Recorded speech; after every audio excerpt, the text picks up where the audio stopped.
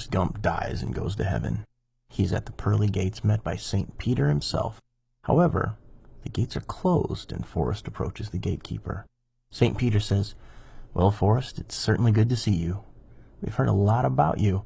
I must tell you, though, that the place is filling up fast, and we've been administering an entrance examination for everyone. The test is short, but you have to pass it before you can get into heaven." Forrest responds, "Sure is good to be here, St. Peter, sir, but nobody ever told me about any entrance exam. Sure hope the test ain't too hard. Life was a big enough test as it was." St. Peter goes on, "Yes, I know, Forrest, but the test is only 3 questions. First, what 2 days of the week begin with the letter T?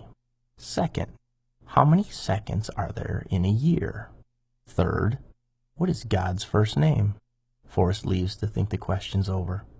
He returns the next day and sees St. Peter, who waves him up and says, "Now that you've had a chance to think the questions over, tell me your answers." Forrest says, "Well, the first one, which 2 days in a week begin with the letter T?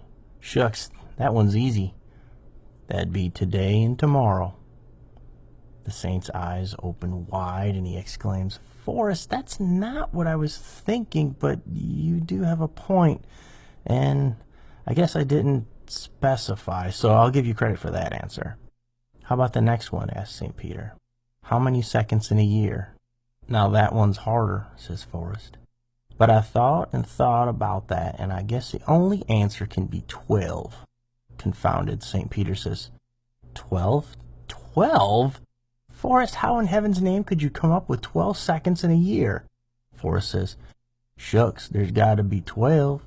January 2nd, February 2nd, March 2nd. Hold it," interrupts St. Peter. "I see where you're going with this, and I see your point, though that wasn't quite what I had in mind, but I'll give you credit for that one too.